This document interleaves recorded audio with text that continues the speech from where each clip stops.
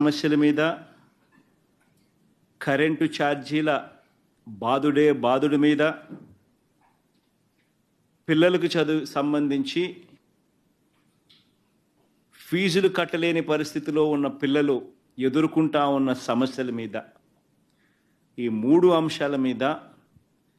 YSRCP December మాసంలో ఈ 3 అంశాల మీద గట్టిగా ఉద్యమ బాట పట్టే కార్యక్రమానికి శ్రీకారం చుడతా ఉన్నాం. ఇందులో భాగంగా డిసెంబర్ 11వ తారీఖున రాష్ట్ర వ్యాప్తంగా ఉన్న అన్ని కలెక్టర్ల అన్ని జిల్లాల్లోనూ రైతుల తరపున వైఎస్ఆర్సీపీ రైతులకు సంబంధించిన ప్రధానమైన అంశాలు ధాన్యం